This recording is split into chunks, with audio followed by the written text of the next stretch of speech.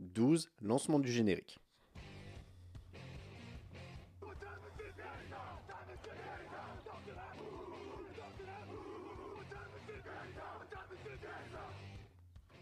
Hello, hello, bonjour et bienvenue à tous dans le fauteuil. Nous sommes dimanche, il est 17h30. Ça commence bien, je crève d'entrée. On prendra à faire l'idiot. Je crois que c'est la brioche que j'ai mangée juste avant qui passe très mal, visiblement. Ça va mieux. Bonjour et bienvenue à tous dans le fauteuil. J'ai de la brioche encore coincée visiblement. Bonjour à tous, bonjour à Tomic, bonjour à Quinzel, bonjour à 40... Non, alors je suis pas malade, je m'étouffe. Ce qui n'a pas totalement de rapport.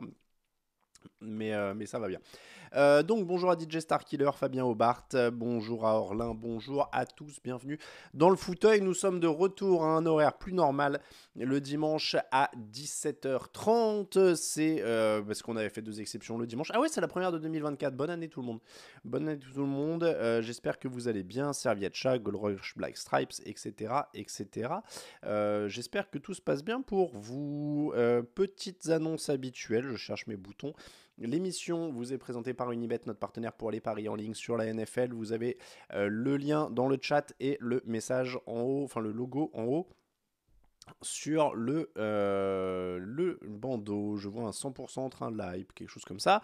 Et merci à Grumtier qui s'est abonné aussi à la chaîne. Évidemment, n'oubliez pas, vous pouvez vous abonner avec vos abonnements Prime, notamment si vous souhaitez nous soutenir. Merci à Fabien Hobart aussi qui a pris un abonnement de niveau 1, c'est son 4e mois de suite. Je crois qu'il y avait eu un petit abonnement GM1905 aussi qui avait pris un Prime juste avant et Nitinito aussi juste avant le début de l'émission. Merci à tous.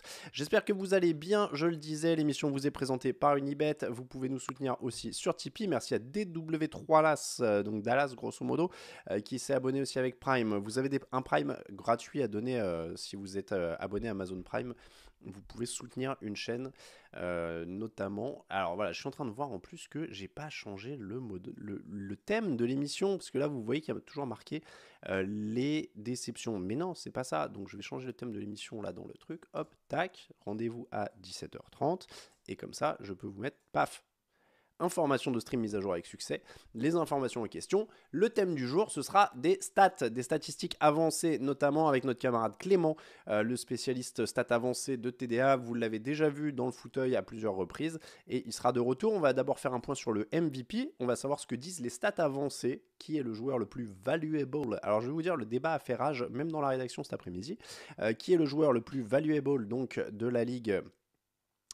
Oui, TDA est financé. Alors, je vais finir le menu. Qui est le joueur le plus valuable de la ligue? Et puis quelques autres stats avancées aussi dont on parlera dans cette émission. Avant ça, on débriefera évidemment les matchs de samedi et la qualification pour les playoffs de Houston, les Texans avec CJ Stroud, la belle surprise de la saison. C'est donc dans cette émission aussi vos questions tout au long de ça évidemment. On garde un œil sur les... Si on a du temps, on parlera un petit peu des coachs, mais je suis vraiment pas sûr qu'on ait le temps. Mais demain, n'oubliez pas, c'est la grande journée entre guillemets de licenciement des coachs. C'est un peu bizarre d'annoncer ça comme ça. Demain, c'est la grande journée des licenciements. En tout cas, il y en aura probablement les pronostics du jour, les meilleurs coachs Unibet et le quiz de fin d'émission, bien évidemment, avec des trucs à gagner. Voilà pour le menu. J'étais en train de me dire, évidemment, quiz de fin d'émission, meilleur code prono, et prono bien sûr parce que je ne l'ai même pas encore dit, mais c'est la dernière semaine de la saison régulière NFL 2023. C'est donc la fin de la 13e saison régulière pour le podcast et la 15e, 16e pour le site, un truc comme ça. Bref. Donc voilà, on arrive au bout. Ce soir, il y aura 16 équipes en vacances. Je m'embrouille toujours, il y a 30 équipes en NFL ou 32 ? 4, 16, il y en a 32, donc il y en aura encore plus, il y en aura 18 en vacances. Voilà. Je sais pas pourquoi je confonds toujours avec la NBA où il y en a 30 et j'arrive pas à imprimer. Pourquoi j'arrive jamais à imprimer quelle ligue a 32 et quelle ligue a 30. Je sais pas pourquoi, excusez-moi. Petit mouchage et je suis à vous.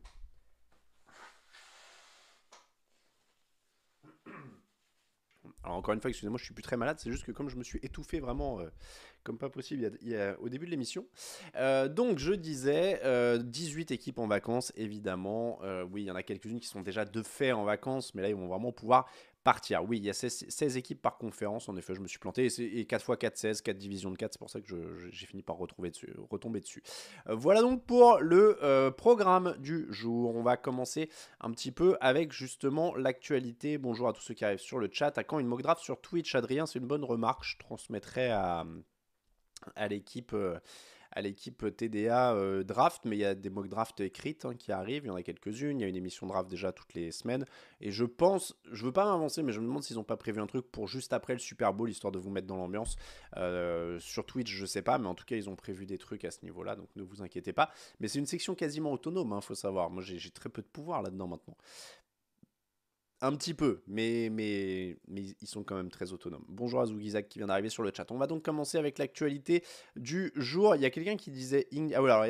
sur le chat, quelqu'un disait on est financé par Jeff Bezos au final. Très très peu, relativement. Dadegan, on est assez peu. Tiens, je fais le petit service après-vente d'ailleurs. On a eu quelques retours comme quoi il y avait des pubs un peu indésirables sur le site ces derniers jours. Croyez bien qu'évidemment, ça ne m'enchante pas. Et on essaye de voir ça avec la régie. Il y a des pop-up indésirables... il y a des pop-up indésirables qui s'affichent de type porno, pour être très clair, ce qui est pas dans nos intentions, puisqu'on n'est pas un site porno, donc on n'est pas censé mettre des pubs comme ça. Mais en fait, la régie des fois se fait pirater par des faux annonceurs qui arrivent à caser leurs pubs comme ça. Voilà, donc on essaye de gérer ça, mais on a bien eu vos messages. Voilà, c'est pour le petit service après-vente. Tiens, je vais commencer l'émission par du service après-vente TDA parce que, il faut le dire, il faut parler des bonnes nouvelles. Je ne parle pas assez des bonnes nouvelles des fois qu'on a en interne et qu'on ne vous a pas encore donné. Donc, bonne nouvelle numéro 1. Allez, on a reçu la confirmation qu'on sera bien accrédité pour le Super Bowl de février prochain. C'est officiel. On a... Mince, j'ai rien vu pour les pubs, bande de coquins. Donc, merci à Abdul Selig qui s'est abonné avec Prime. Donc oui, je disais, bonne nouvelle, on a reçu la confirmation qu'on sera accrédité pour le Super Bowl. Ça, c'est la première bonne nouvelle. Victor Roulier sera sur place à Las Vegas pour la semaine, pour le match. Et la bonne nouvelle, surtout supplémentaire, qu'on attendait d'annoncer, c'est que on sera présent en double. Il y aura 2 personnes de TDA à Las Vegas cette année, c'est une grande première. Et alors, le deuxième, donc Victor Roulier sera sur le match, sur toute la semaine, etc. Et il sera accompagné par Mathieu Pasquier, que j'ai cru voir dans le chat. Je suis pas sûr, mais je crois que je l'ai vu. Donc Mathieu accompagnera Victor. Mathieu ne sera pas sur le match en tribune de presse, il sera dans une salle de presse, mais il sera pas en tribune, mais il fera aussi toute la semaine avec Victor. Donc ils seront ensemble sur les conférences de presse, sur le Media Day, sur les conférences de presse de l'artiste du Super Bowl, de Roger Goodell, des équipes, etc. Donc voilà, donc on aura 2 personnes sur place, donc avec un peu de chance ça va faire encore plus de contenu, il y aura plus de trucs sur les réseaux sociaux, il y aura plus de trucs sur le site, on essaiera d'avoir plein de podcasts, etc.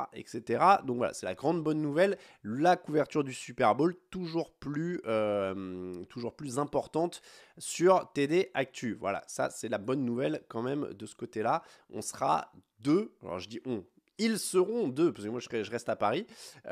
Ils seront 2, voilà, au Super Bowl, Victor et Mathieu. 2 personnes de TDA au Super Bowl, c'est la grande bonne nouvelle de cette année. Autre bonne nouvelle, et ça je vous l'avais déjà un peu dit, mais je vous le reconfirme parce que la question est souvent posée. Dernière semaine de saison régulière, donc dernier match sur 6play. Lucas et Raphaël sont aux commentaires ce soir. Ils sont sur le Lions Vikings. La semaine prochaine, alors on n'a pas encore le programme, mais vraiment, là je vous blague pas, on n'a pas encore le programme. La semaine prochaine, premier match des playoffs, il y aura un match sur W9, ce sera soit dans la nuit de samedi à dimanche, soit dans la nuit de dimanche à lundi, on ne sait pas encore lequel, on sera mis au courant, j'espère mardi, au pire. Et donc ce sera Raphaël et moi-même sur un match de wildcard sur W9. La semaine suivante, match de Divisional, Lucas et Grégory. Pareil, on ne sait pas encore si c'est dans la nuit de samedi à dimanche ou dans la nuit de dimanche à lundi, mais il y aura un match de Divisional sur W9 également, avec Lucas et Greg aux commentaires. Finale de conférence, je peux déjà vous confirmer, ce sera le match de minuit et demi. Finale de conférence, pour ceux qui ne se rappellent plus, il y a un match à 21h, un match à minuit et demi le dimanche. On fera le match à minuit et demi sur W9. Raphaël et moi, encore une fois, aux commentaires pour la finale de conférence. Pour le Super Bowl, minuit et demi dans la nuit du dimanche au lundi, évidemment, ça vous avez l'habitude et je pense que vous aurez la date. Le Super Bowl dans la nuit du dimanche au lundi, donc je le disais, du 11 au 12 février, minuit et demi. Richard Tarditz et Vincent Coueffé à Las Vegas et moi-même en studio chez M6, chez M6 pour quelques retours, plateaux, etc. Voilà pour le programme, ça se dessine. La seule chose qu'on attend de savoir, encore une fois, c'est les horaires pour le wildcard et le divisional. On ne sait pas encore dans quelle nuit ça sera, mais ce sera annoncé évidemment dès qu'on sera au courant. Vous vous inquiétez pas, on vous le dira dans le podcast, etc. etc. Et d'ailleurs, je vous remets le lien du podcast. On va donc partir sur l'actu du jour. Bon, il y avait pas mal de SAV, mais il y a quand même plein de bonnes... Il y avait quand même plein de bonnes nouvelles, donc là, il fallait quand même... vous faire le tri, on avait quand même pas mal de bonnes choses à vous donner entre les gens qui vont au Super Bowl, les gens qui seront sur W9, sur M6, etc. etc., etc. Donc voilà, c'est très bien. Alors, c'est W9 ou la NFL qui décide quel horaire vous avez, Noctis, pardon. Alors, honnêtement, je sais pas vraiment. C'est-à-dire que je ne sais pas comment ça se passe, c'est-à-dire que M6 nous envoie des mails en disant que c'est tel match cette semaine, c'est tel match cette semaine, il y a tel truc, donc on n'est pas... je ne sais pas exactement en fait comment ça se passe pour les décisions, etc. Honnêtement, il faut que je pose la question, mais à chaque fois, j'ai pas l'occasion. Donc voilà, je poserai la question. J'aimerais bien qu'on ait Vincent Coueffé, par exemple, ou quelque chose comme ça, dans l'émission, un de ces quatre, même dans le fauteuil, quelques minutes pour expliquer un peu comment ça marche, etc. Voilà. TDA perd totalement leurs frais de déplacement et de logement au Risen. Alors non, c'est pas le cas, parce que la cagnotte Tipeee cette année couvre les salaires des gens qui font le podcast, etc. Et ne couvre pas les frais de déplacement. Malheureusement, et c'est tout à fait compréhensible, notamment avec la conjecture, etc. Mais les frais, enfin la cagnotte Tipeee a quand même baissé, et donc elle permet pas de couvrir les déplacements à nouveau, et encore moins 2 personnes au Super Bowl. Donc voilà. Après, la bonne nouvelle, pour être très honnête, c'est que d'être à 2, ça leur permet de mutualiser les frais de chambre, ce qu'on ne pouvait pas du tout faire par le passé. Et ça, c'est quand même une bonne nouvelle. C'est quand même une bonne nouvelle pour eux, parce qu'avant, on y allait seul, et les chambres, c'était pas toujours donné. C'était pas toujours donné. Même si ça a baissé cette année. Alors, je pense que le fait que ce soit à Vegas joue pas mal, mais ça a baissé. Voilà donc pour les bonnes nouvelles. Allez, on va faire un petit peu d'actualité et on va regarder un petit peu rapidement ce qui s'est passé dans l'actu, et on va tout de suite rapidement derrière enchaîner avec les matchs de la nuit, parce que je vois que Nitinia n'est pas loin et qu'il est prêt à intervenir. On va juste passer en revue rapidement ce qui se passe pour le jour de match. Le plus gros suspense, c'est Trevor Lawrence. Est-ce qu'il va jouer, est-ce qu'il va pas jouer? Pour l'instant, ça devrait se jouer à l'échauffement dans les dernières minutes. Alors, c'est gentil, hein, je vous dire, faut faire raquer M6, mais c'est pas eux qui payent nos déplacements. On reste un média indépendant quand même. Donc ça n'a pas de rapport. On n'y va pas pour eux. Donc ils ont aucune. Ils ont pas à payer. On n'y va pas pour bosser pour eux. Allez, donc Trevor Lawrence, on l'a dit, il est blessé à l'épaule. Et s'il joue, ça veut dire qu'il jouera avec la douleur. Apparemment, il ne peut pas aggraver la blessure, c'est quand même la bonne nouvelle. Mais pour l'instant, c'est l'incertitude. Il va s'échauffer. Pour l'instant, du côté des médias américains, on a l'air de dire qu'il serait plutôt parti pour jouer. Will Levis, lui, ne jouera pas, il est forfait, c'est officiel, c'est Ryan Tannehill qui sera titulaire pour les Titans, et c'est pas anodin que je vous dise ça dans la foulée, c'est parce qu'il joue contre les Jaguars. Tyler Heinicke décidera l'échauffement aussi pour les Falcons, même si c'est un peu match de la dernière chance. On regardera les scénarios des playoffs, mais oui, il y a beaucoup de remplaçants, je vous vois en effet... sur le chat, hein. Il y a beaucoup de remplaçants. Ça c'est pas forcément la dernière journée la plus excitante. Le match le plus excitant, c'est clairement le match des Bills et des Dolphins cette nuit, parce que c'est un match quasiment à élimination directe. Mais en tout cas, bon. On attend la fenêtre pop-up, oui, c'est une bonne remarque. C'est c'est une bonne remarque. Si on a la fenêtre pop-up là, on se fait tomber la chaîne Twitch au passage, ça va être merveilleux. Donc, Tyler Heineke, TJ Watt, alors, souffrait d'une entorse du ligament médial collatéral, ça c'était dans le petit-déj de ce matin. Ce qui a l'air de ressortir en ce moment, c'est qu'on parlerait peut-être d'une déchirure du ligament médial collatéral. Alors, je veux pas dire de bêtises et d'âneries parce que je suis toujours pas médecin depuis la dernière fois. Mais je suppose que c'est moins grave que le ligament croisé antérieur, je crois. Mais ça semble se compter en mois et jusqu'à la saison prochaine, quoi. Merci à l'Apfer pour le tip de 25 €, magnifique.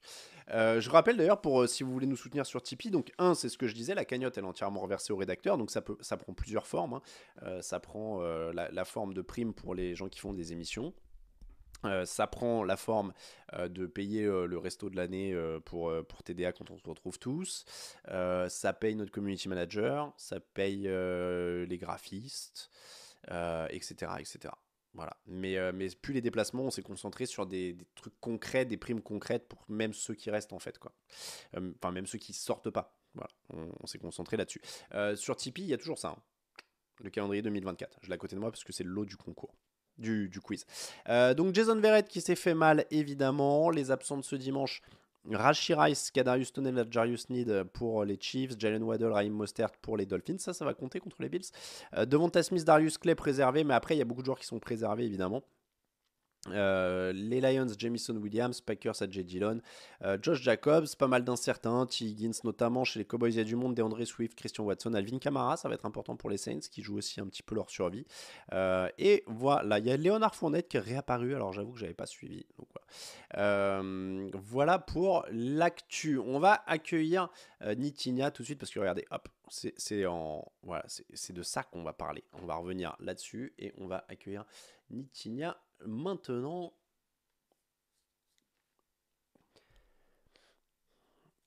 Hop, ah oui, j'avais baissé beaucoup le bouton. Allô, allô, Nitinia. Bonjour Alain, bonjour à tous. Comment ça va? Alors attends, on va te mettre à l'écran, ce sera quand même un peu plus sympathique, j'ai envie de dire. Voilà, ça c'est pas mal. Et bim, on te voit. Voilà. Bonjour Nitinia. Bonjour Alain, bonjour tout le monde, bonne année, Bah ouais. meilleurs vœux. Ah oui, c'est vrai, bonne année, meilleurs vœux. Eh oui, J'avais oublié eh ça. oui. Bonne année aux Giants. Bonne année aux Giants aussi, hein, en espérant que voilà, cette saison c'était pas foufou, mais on espère que la saison prochaine sera un petit peu mieux. Bon, Nitinia, t'es avec nous pour débriefer les matchs qui ont eu lieu dans la nuit de samedi à dimanche. Alors, je suis pas sur le bon truc, tiens, tu vois. Ah Là non, t'es ça sur. c'est pour tout à l'heure, Ça, ça c'est je pour crois. tout à l'heure. Ça, c'est pour tout à l'heure. Bon, pendant que je vais bidouiller pour faire réapparaître le bon graphe, on va rester sur ce plan-là. Et Allez, Nitinia, on va commencer par Colts Texans, évidemment. allez. 23-19 pour les Texans. CJ Stroud qui fait un match solide, qui file en playoff. Alors, ça n'a pas été évident totalement, c'est-à-dire qu'ils ont mené, ensuite ils se sont fait un peu reprendre et ils ont tenu en fin de match. Il y a un très bon drive.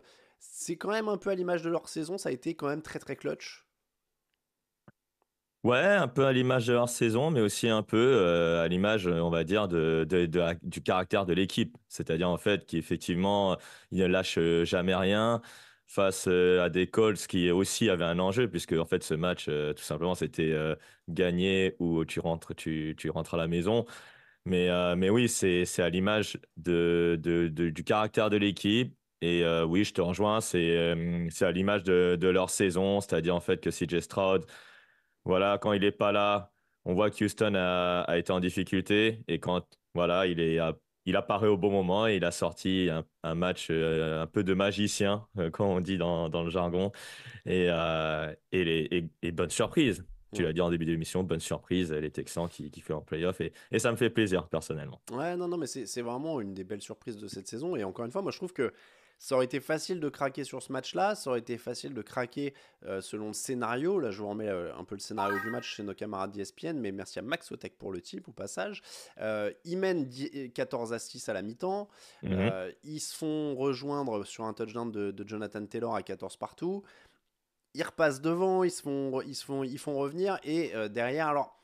Il faut le dire aussi quand même, il y a une énorme occasion manquée avec la quatrième tentative qui file sur le bout des doigts d'un coureur des Colts qui n'est pas Jonathan Taylor et dont le nom m'échappe. Non, c'est Tyler Goodson. Voilà, c'est Mm. Tyler Goodson. Mm. Bon, voilà, ils ont un tout petit peu de réussite, les Texans. Mhm. Après, on peut dire qu'ils la provoquent en un sens.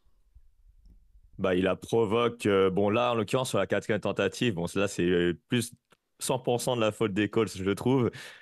Mais on va dire que la chance, ils l'ont provoqué, on va dire, avant cette action. Mm, C'est-à-dire, quand tu vois le touchdown du début de match, par exemple, de Nico Collins, on va dire, ça, c'est pas vraiment de la chance, c'est mm, un peu du talent des deux côtés.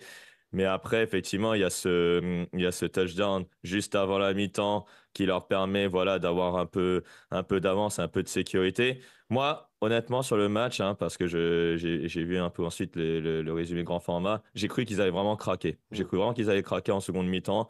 Mais ils ont tenu. La défense a fait quelques jolies actions. Voilà, avec des Blake Cashman, des Christian Reese, notamment sur les postes de linebacker.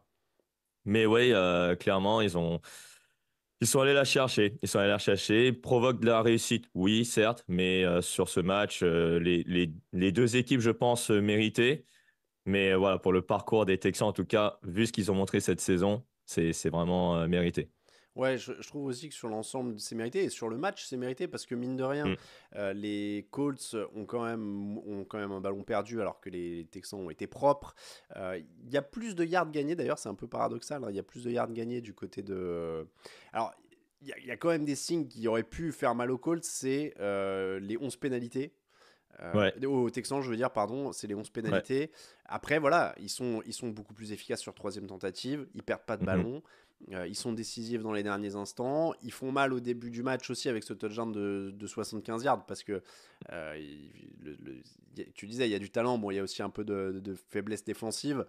Donc voilà, c'est un peu des deux. Mais bon, ils sont hyper propres, on le voit, hein. C'est peut-être ça aussi qui fait la différence. C'est là où tu vois peut-être qu'un CJ Stroud, c'est un peu au-dessus d'un Gardner Minshew. Ah bah clairement, moins d'erreurs. On va dire que voilà, la gestion de la poche, en tout cas sur la façon dont les quarterbacks ont géré, on a vu la différence. Mm, CJ Stroud, on voit quand il est pression, je sais pas si tu l'as remarqué, il est hyper calme. mm, Le garçon là, il a un calme absolu dans la red zone. C'est pareil, je vois 2 sur 2 là mm, sur l'image. C'est incroyable là aussi. Alors que les Colts, 0 sur 3. mm. Ils se jouent là, le match aussi. Ouais, c'est ça. Donc, euh, donc voilà, les Texans, honnêtement, ils ont trouvé leur quarterback du futur. On l'avait dit hein, à l'intersaison et ça se confirme Mm, en tout mm. cas aujourd'hui. Et ouais, bah, les petits détails, ils sont là. C'est Ils ça, sont hein. là pour marquer des points, ils sont là. Et il faut le préciser, c'est vrai que les Colts ont dit qu'ils reviennent dans le match, mais ils reviennent dans le match à quel moment? Bah, au moment où ils enlèvent un peu le ballon des mains de leur quarterback, ils disent on va jouer sur Hmm. Jonathan Taylor, on va jouer du sol. Vous le voyez, il y a 227 yards de sol pour Indianapolis. Ils sont revenus sur ce jeu-là, mais du coup, c'est pas un jeu en effet qui peut te porter en playoff, enfin dans une NFL moderne. Ça reste limité. Et quand tu as un joueur comme CJ Stroud en face qui est en pleine confiance et qui arrive à porter son équipe, c'est aussi ça la différence, quoi. Surtout, encore une fois, si t'es moins efficace. Ah, c'est compliqué. C'est Mm. compliqué de pouvoir, on va dire, marquer des points quand on. Bon, ok, le jeu au sol a l'air efficace du côté des Colts, mais si tu ne peux pas reposer sur l'attaque aérienne, en tout cas dans la NFL aujourd'hui, Mm. c'est compliqué pour les Colts. Même si, globalement, cette saison, les Colts ont fait une très bonne saison pour la première aussi de Shane Steichen, hein, puisque c'était deux entraîneurs novices hein, également au face à face. Mm.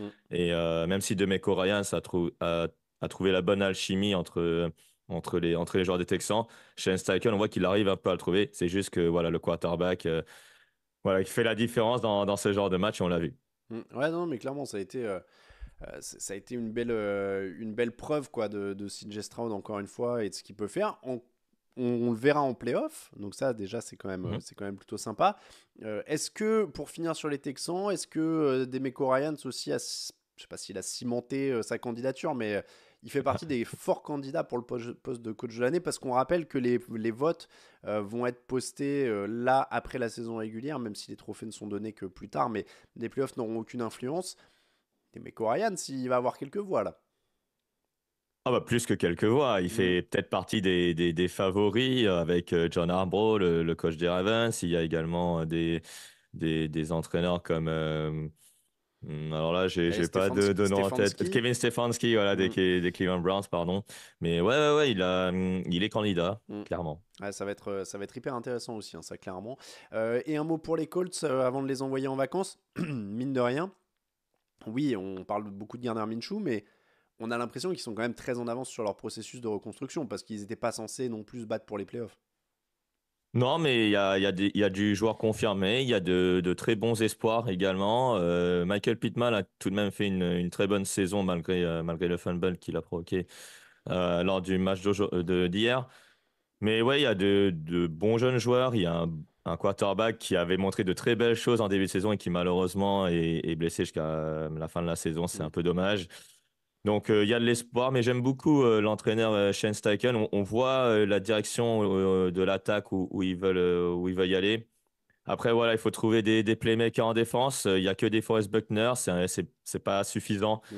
Il faut trouver plus de playmakers puisque j'ai vu un Julius Brents, notamment poste de cornerback, qui était en grande difficulté hier. Donc, voilà, ils sont sur la bonne voie, en avance. Je ne sais pas, Bon, un peu on quand verra la même. semaine prochaine. Mais ouais, un peu. Allez, on va dire un peu, Quand même. puisqu'ils étaient pas loin des playoffs. Ah Ils étaient ouais, pas quand loin des même, je playoffs, te on va trouve dire dur. ça. C'est un effectif qui était quand même assez déplumé, hein. Les receveurs ont agréablement surpris, mais c'est vrai que derrière, en défense, il n'y a quand même pas grand-chose. Ils ont coupé Darius Non, Leonard en effectivement, cours d'année. c'est vrai. Enfin, ça a Ouais. quand même été un peu baroque. Non, c'est bien qu'il soit là. C'est quand même plutôt Oui, prometteur. c'est prometteur, voilà. Ouais, c'est C'est plutôt prometteur. prometteur. Ça, c'est vrai. Mm. On passe au deuxième match entre ces deux équipes. Entre ces deux équipes, non, entre deux autres équipes, ce sera mieux parce qu'on va pas refaire le même résumé. Ravens 10, Steelers 17. Alors, match un peu particulier, c'est pour ça qu'on a commencé par l'autre, mais qui avait de Mm. l'enjeu. Les Steelers Mhm. restent en vie, ils gagnent ce match, ça leur permet de rester en vie. En cas de défaite des Bills, ils seront en playoff. Ce qui était quand même pas non plus assuré, on en reparlera sûrement pendant la saison. Donc ça fait 17-10. Alors évidemment, c'était face à l'équipe B des Ravens. Il n'y avait pas Lamar Jackson, il n'y avait pas Odell Beckham, etc. etc. Donc bon, c'est dur d'analyser le match en lui-même, j'ai envie de dire, Nitinia, parce que c'était pas un match de titulaire. Donc forcément, on prend toujours ça avec plus de pincettes. On va dire qu'au moins Pittsburgh a fait le boulot. 155 yards au sol, 152 à la passe. On sait comment il faut faire pour gagner quand c'est Mason Rudolph les quarterbacks, visiblement. Bah, en fait, comment dire? Ce match, c'est pas qu'il est dur à analyser, c'est qu'en fait, je sais pas quoi en retenir. C'est un peu dommage de dire ça, surtout pour ceux qui nous regardent. Bah, en fait, oui, Mason Rudolph, bah, il a fait du Mason Rudolph, hein, Mm, c'est-à-dire, parce que la fiche, elle est flatteuse, hein, mm. 18 sur 20, un touchdown, mais 152 yards, et encore 152 yards, dont 71 sur le seul touchdown qu'il lance pour Deontay Johnson. Donc, Ouais, pour le coup, ouais, Raoul l'a bien titré, c'est-à-dire que Raoul Villeroy faisait le résumé, et ouais. Deontay Johnson se l'éclaire dans la nuit. J'ai envie de dire qu'on a vu l'attaque des Steelers, qu'on a vu toute l'année, quoi. Et c'est ça. Et c'est ça. Et j'ai pas grand-chose à dire dessus. On a vu plus de jeux plus marquants du côté de la défense. Et encore, ça s'est terminé par une blessure de TJ Watt au final. Et ça, Mm. c'est un peu dommage. Mais c'est un peu ce que Donc, disaient les gens dans le chat, en fait, c'est que le truc à retenir, c'est peut-être surtout la blessure de TJ Watt, parce que ouais. là, même si les Bills perdent et qu'ils vont en playoff, c'est un peu TJ Watt leur MVP, hein. De toute façon, je crois qu'il n'y a pas de débat là-dessus. Donc, qu'est-ce qu'ils vont faire en playoff sans TJ Watt? Bah, on en parlait cette semaine lors de l'émission de jeudi.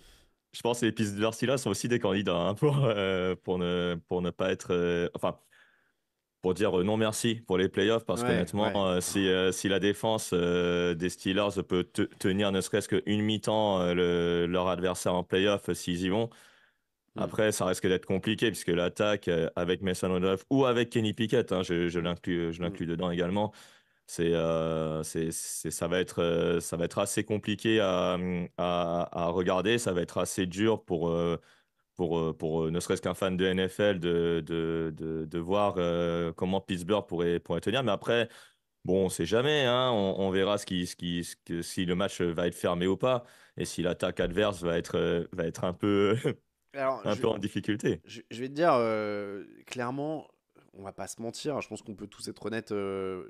Enfin, Mhm. je préfère voir les Bills en playoff que ça, quoi. Ah, mais moi, je suis de ton avis également. Je suis de ton avis également. C'est vraiment terrible si on prend ces Steelers-là en playoff. Alors, Mm. oui, évidemment, ils méritent parce qu'ils sont là et qu'ils ont le bilan, etc. Mais enfin, tu vois, alors juste avant que tu arrives, je parlais des affiches qu'on pourrait avoir sur W9 et on sait pas encore à quelle heure, etc. Si je me retrouve avec un Steelers Jaguars, je t'avoue que alors je suis payé, hein, je vais pas me plaindre, c'est un métier facile, etc. Mais alors euh, à choisir, tu vois, 2h30 du matin en studio, je préfère me faire autre chose qu'un Steelers Jaguars, quoi. Parce que, boah, Bah, tu peux compter les nombres de pénalités qu'il y aura sur la ligne oh offensive, ouais, t'inquiète, ça va être. oh là là là Tu là, les notes sur un carnet, tu vas. Et la après, laideur tu. du truc, pour peu que Trevor Lawrence aggrave sa blessure à l'épaule ou un truc comme ça et que tu te retrouves C'est avec un ça. CJ Beathard contre Mason Rudolph, au secours, quoi. Donc Voilà. voilà. Mais Mm. bon, encore une fois, on en revient à ça, c'est que malheureusement, bah oui, Najee Harris, mine de rien, on va dire ça peut être une des leçons. Je vais vous mettre les stats, mais Najee Harris, 112 yards, c'est magnifique, c'est merveilleux, c'est tout ce que les gens qui l'avaient en fantasy attendaient. Bah, il attend que la fantasy soit finie, quoi. C'est-à-dire que là, si je mets ces trucs par match, il fait 122-112. Regarde les semaines d'avant, Ah, voilà. c'est dommage, hein, Ouais. pour ceux qui l'avaient, Oh là bah, c'est là. dommage. Oh là Si là. vous l'avez eu pour les matchs de consolante, bah, tant mieux, puisque c'était l'avant-dernier match contre Seattle, il a mis 2 touchdowns. Mais il m'a même Mais pas suffi. voilà. Et la semaine 18, normalement, c'est un peu caduque, hein. Oh Il y a là là. pas grand-chose, grand monde Ouais. qui joue en Donc, fantasy. Donc, c'est, ce qu'on retient de ce match, c'est que TJ Watt est blessé et que Najee Harris est un troll de tous les mecs qu'il avait en fantasy. Mais, euh, on mais peut si- dire ça, ouais, si tu veux. voilà, je- Non, mais voilà, ce qu'on retient, c'est qu'encore une fois, c'est vraiment la même chose. C'est une équipe de Pittsburgh qui reste quand même très poussive à regarder, très poussive en attaque. En plus, je veux dire, ils remettent même plus Kenny Pickett, donc ils ont quand même un peu abdiqué sur Mason Rudolph. Est-ce qu'ils ont Si tu cherches la mieux? fin de la saison, ouais. Ouais, je Donc, sais pas. Hmm. ça en dit beaucoup. Et encore, hein, même malgré ça, je vous remets le scénario du match, hein, mais ils ont mis du temps à aller le chercher quand même, hein. Ils attendent le quatrième carton alors que c'est des remplaçants en face, quoi. Après, les conditions climatiques n'ont pas C'était pas tellement aidé. facile. Il faisait froid, il y avait de la pluie, il y a quand même 6 fumbles du côté de Pittsburgh, dont 3 sur le snap Mm. de la part de Mason Rudolph. C'était dur. Après, dans le quatrième quart-temps, je pense qu'il y avait moins de pluie et donc le ballon était moins glissant. Donc, il a pu lancer cette passe de touchdown donc pour Deontay Johnson. Et puis, ouais, Baltimore aurait pu réaliser le hold-up, Mm. mais voilà, on a vu que Baltimore, et c'était vraiment un match pour les jeunes joueurs. J'ai vu un Trenton Simpson, le linebacker, qui a fait un très gros match. Donc voilà, ça a permis aussi à Baltimore de voir qui peut être important pour les playoffs et qui va être sur la touche pour le restant de la saison. On va terminer avec ce petit message rassurant de Legon sur le chat qui nous dit: on ne sait jamais ce que peut donner un match en positif ou en négatif. C'est l'intérêt du sport. C'est vrai. Quand on a commenté cette année, des fois, c'était les affiches qui nous emballaient le moins qui ont été les matchs les plus intéressants à commenter. Après, ceci étant dit, voilà, on aime bien être emballé par l'affiche quand même un petit peu à la base, quoi. Si on peut avoir les deux, c'est bien. Mais oui, peut-être que ce sera un match exceptionnel. Peut-être qu'on aura une affiche sur le papier qui sera horrible, mais que ce sera exceptionnel à commenter. Ouais. Après, en vrai, s'il y a 6 fumbles dans le match, 40 interceptions, au moins on va se marrer, hein, donc, à Il y minima. aura peu de points, mais au moins, il y aura des Voilà, choses au pire, il y intéressantes. aura un peu de suspense. Mais bon, si on peut se prendre Ouais. plutôt un petit, je sais pas moi, Eagles Cowboys ou je sais rien, tu vois. J'ai Hmm. plus les oppositions possibles en tête, mais vous avez l'idée. Je serais un peu plus fan d'avoir un Ouais. truc un peu avec une équipe qui pourrait aller au Super Bowl, par exemple, ça pourrait être sympa. Bon, merci beaucoup, Nitinia. Bah, merci à toi, Alain. Et allez, à très bientôt sur TDA. Et À tiens, très pour la vite. draft, toi qui es dans la team, Ouais. est-ce que tu sais s'il y a une mock qui est prévue juste après le Super Bowl ou quelque chose comme ça, notamment sur Twitch, les gens me demandaient. On n'a pas encore discuté, Ouais, c'est mais ça. On sait pas encore pour les directs, c'est ça. c'est dans les tuyaux pour les directs, on ne sait pas Ouais, encore. voilà. Ce qui est sûr, c'est que pour le mois de janvier, il y en aura un. Bon, Ouais, voilà. ça, c'est. Ah, bah voilà, vous voyez, il y a des Ouais. trucs prévus. Merci beaucoup, Nitini, en tout cas. Merci beaucoup à toi. À À la très prochaine. bientôt. Ciao, ciao. Salut tout le monde. On va, hop là, revenir. Alors, non, ça, voilà, je vais revenir comme ça. On va enchaîner. Euh, On va enchaîner. C'est le début de saison pour Niti. Oui, bah ouais, la team draft, là, ça va commencer. Pour moi, je vais partir en vacances et la team draft va apparaître tranquillement sur vos écrans. Hop là, bougez pas. Je suis en toute fin de rhume. Je me mouche qu'une fois par demi-heure. C'est déjà pas mal. On a déjà touché le fond avec Vikings Lions. Alors, Vikings Lions. Ah non, Vikings Raiders, pardon. J'avais pas vu. Vikings, parce qu'on avait commenté un Vikings Lions qui était plutôt fun. On avait plutôt été agréablement surpris. C'était à Noël d'ailleurs, avec Victor. Le mouchage de nez, bah ouais. Ouais, mais c'est Yellow sur le chat, mais c'est Grégory. Grégory, qu'est-ce qu'il fait? Est-ce que c'est Greg qui est sur le chat là, Yellow 92? Parce qu'il n'est pas censé être il a d'autres choses à faire là. Il a d'autres choses à faire. Combien de temps de vacances? Bah, je sais pas, février, mars, avril, mai, juin, juillet, août, jusqu'à 6 mois jusqu'à la saison suivante, je pense. Allez, en parlant de draft, que devient General Booty? Mais oui, c'est vrai. C'est possible que ce soit Greg. Ah, mais Greg, il est pas il est dans des contrées lointaines. Je sors de la conf des coachs. Alors Grégory Richard, notre ami et camarade, n'est pas à M6 aujourd'hui parce qu'il est à Houston pour la finale du championnat universitaire NCAA, il paraît. Ça s'appelle comme ça. Donc ouais, Greg est à Houston. J'espère qu'il s'amuse bien. Écoutez. Mais je pensais qu'il n'aurait pas le temps de nous regarder. Il est tellement corporate, vous voyez, il est là quand même. Je suis en train de faire joujou avec la technique. Et voilà, et je m'assure que tout est en place pour mon prochain invité. Go Wolverines. Ah, il y a il y a Michigan en finale, c'est vrai. Alors, Go Michigan aussi, Go Blue. Voilà. Regardez, je viens de me faire coller, mais comme un naze. Tu peux nous indiquer les noms des deux équipes en finale, Alain? Mais bien sûr, je vais faire ça sans regarder sur Google, évidemment. Je dirais Michigan. Et évidemment, je connais le deuxième, mais je préfère faire durer le suspense, vous voyez. Je sais que c'est pas Alabama, parce que Alabama, eh ben, ils ont été battus par Michigan. Contre Washington. C'est contre Washington, je m'en rappelais, évidemment. Voilà. Washington. Je vous dis, je laisse à la team draft. Je laisse tout à la team draft maintenant. Moi, je pars en vacances, tranquille après. On va enchaîner avec notre invité derrière. Ouais, les Commanders. Alors, non, j'ai eu peur qu'il y ait un petit bug. Pour l'instant, il n'a pas de caméra, donc c'est pas très bon avec le principe de la vidéo. Je vais attendre que notre invité arrive. Alors, il a de l'écho. Je vais pas vous le mettre à l'antenne tout de suite parce qu'il a un vilain écho. Mais il a fait péter la déco. Je peux vous dire que il y a du budget déco. Est-ce que tu m'entends, Clément? Non, Clément a une. Alors, visiblement, tu es dans un tunnel, Clément. Vous ne l'entendez pas encore, mais Clément a des petits problèmes de son et ne bouge pas à l'image. Alors, il faut un peu savoir, pour les gens qui habitent en région, comme on dit maintenant, que nos amis parisiens dans la rédaction sont parfois un peu moqueurs. Et pourtant, il faut savoir que statistiquement, c'est eux qui ont les connexions Internet les plus pourraves. Parce que je crois que Clément m'entend là maintenant, ça y est? Oui, c'est bon, oui. Ah, c'est bon. Et Clément, pourtant, tu es à Paris. Je suis à Paris, oui. Tu es à Paris, voilà. Et qu'est-ce qui explique cette connexion toute moisie? Ma chambre est très loin de la borne Wi-Fi. Ah bah voilà. Et donc les câbles Ethernet, tout ça, non. Non, ça, on n'a pas encore. C'est-à-dire que les stats avancées, oui, les câbles Ethernet, non. Pourtant, c'est simple, hein, Non, Ethernet. non, non, ça, on fait pas encore. Voilà, bon, en tout cas, encore une fois, hein, il faut savoir que c'est les Parisiens qui ont les plus mauvaises connexions, mine de rien. C'est peut-être les immeubles tout. Où c'est. Ah, ouais, c'est soit les immeubles un peu vétustes, soit les rats qui rongent les câbles en bas. Ah, c'est qu'il y a du zinc un peu aussi. Ah, c'est du zinc. Bon, bonjour Clément. Bonjour Alain, bonjour tout le monde. On va arrêter de tacler les connexions Internet des uns et des autres. Clément, donc on est là pour parler de statistiques avancées. Et d'ailleurs, on va pas traîner parce qu'il est déjà 18h07. Nous sommes à 53 minutes des matchs. Et on a un gros programme hein, aujourd'hui. Donc, Clément, ça demande la démission d'Anne Hidalgo, évidemment, hein, pour les connexions Internet sur le chat. C'est un classique. De bon augure pour les JO. Ça, c'est un autre classique. Dès qu'il y a un truc qui va pas à Paris maintenant, tu sais, c'est genre, pour les JO, ça va vraiment être la galère. Bon, bref. Donc, soyons efficaces. Comme dans les statistiques avancées, soyons efficaces.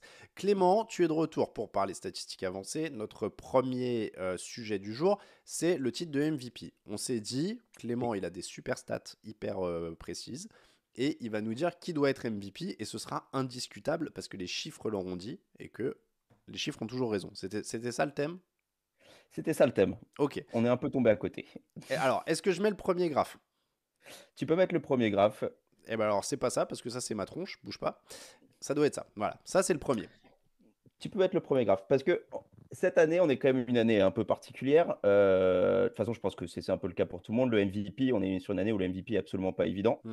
En fait, ça se ressent aussi dans les statistiques. Parce que là, le premier graphe qui est mis, que peut-être sans doute beaucoup de gens ont déjà vu passer, qui est en fait en abscisse, le complétion pourcentage au-delà des attentes et en ordonnée, les EPA par jeu, Alors qui attendez, parce que je suis je habitué à la ouais, team draft qui fait des anglicismes, mais alors là, il me rajoute du complétion pourcentage, donc le taux de passe complété, on va dire en français. excuse-moi là. Et en ordonnée, la statistique qui est un peu la statistique reine des statistiques avancées, qui sont les EPA par jeu. Je ne sais pas s'il y a besoin de faire un rappel Je veux rapide bien, sur ce que si. ça signifie. Les EPA par jeu, ça fonctionne exactement comme les yards par jeu, sauf que ça quantifie vraiment la valeur ajoutée d'un jeu. C'est-à-dire qu'on ne va pas faire un gain de 3 yards en troisième et 7, aura pas le même impact qu'un gain de 3 yards en troisième et 1. Hmm, ok. Donc là, quand on lit ce graphique, Brock Purdy est MVP, puisqu'il est tout en haut et tout à droite. Bon, exactement. Parce que moi j'ai fait L, hein, donc je vais donner des termes simples. Il est tout Euh, en haut, il est tout à droite. Donc euh, on voit que lui. L'important sur le graphe, c'est qui est le plus haut. C'est ce qui est en abscisse, donc ce qu'on appelle le CPOE, c'est une autre statistique qui permet de. C'est juste une statistique qui a une stabilité dans le temps, donc qui permet un peu d'identifier chaque quarterback, mais qui est pas vraiment là pour quantifier la performance du quarterback. D'accord. Pour ceux qui ne voient pas le graphe, qui écoutent le replay par exemple le lendemain en podcast, car vous pouvez le faire, il faut savoir que Aidan O'Connell est tout à l'opposé. Donc Aidan O'Connell est le plus mauvais visiblement des quarterbacks. Ouais, derrière on a Zach du Wilson est Zach. très bas. Voilà, derrière on a du Zach Wilson, du Mac Jones. Alors oui, Aidan O'Connell est un peu plus haut, mais il est un peu plus à gauche. Donc Zach Wilson, Mac Jones, Bryce Young, Josh Dobbs, Kenny Pickett, Kyler Murray. Alors ça c'est un peu plus haut, donc ça va. Sam Howell, Desmond Reader, Will Levis, tout ça c'est pas bon, ça va pas bien. La question que je vais te poser, donc là, le MVP des stats, c'est Brock Purdy, visiblement. Euh, Mm. où est, et alors c'est véridique, en fait, je pose la question parce que je le vois pas, où est Lamar Jackson? Ah si, Il là. est juste à droite de Patrick Mahomes. Ouais, il est dans le paquet, au milieu de Mahomes, Hurts, Prescott, Allen, il est Mm. dans une nébuleuse avec tout ça. Exactement.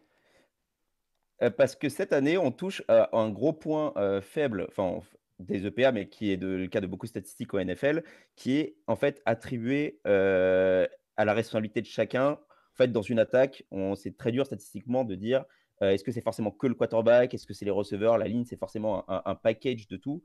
Et cette année, on est vraiment au cœur de ce problème. Mhm. Et la première fois que j'étais passé au fauteuil pour parler statistiques, j'avais, enfin, quelque chose que je pense qu'il faut toujours préciser en statistique, c'est que les statistiques sont jamais indissociables des films. En fait, on est Ouais, du forcément obligé contexte, de ouais. regarder les matchs et du contexte réel sur le terrain. On n'aura pas, et je pense qu'on n'aura jamais, les deux se complètent, mais on n'aura jamais une statistique qui explique tout. Mhm. Sinon, de toute façon, à quoi bon regarder le sport? Mais Oui. Donc là, encore une fois, parce qu'on va dire, on a mis tout le monde, mais il y a Brock Purdy, il y a Lamar Jackson, c'est les deux principaux candidats. On va pas faire semblant que tu as Tagovailoa, Josh Allen, etc. Bon, donc, si on prend vraiment ce problème-là, Purdy contre Lamar Jackson, ce qui explique que Jackson soit dans le paquet, c'est que c'est pas quoi? C'est parce que c'est pas un pur passeur et que du coup, il peut pas s'illustrer dans cette stat-là? ah si, si, si. D'ailleurs, dans les EPA, les courses de quarterback sont autant valorisées. D'accord, alors qu'est-ce C'est qui fait qu'il se retrouve dans le paquet? bah, c'est que alors déjà la saison que fait les niveaux qu'on voit de Brock Purdy, enfin atteints par l'attaque des 49ers à la passe, sont des niveaux qui sont quasiment historiques en fait. D'accord. On est des équivalents d'Aaron Rodgers 2011, de Patrick Mahomes 2018. On est quand même sur des niveaux de PA qui sont très très hauts. C'est marrant parce que Et c'est pas et du c'est pas tout du tout aussi l'impression que ça donne. impressionnant. Ouais.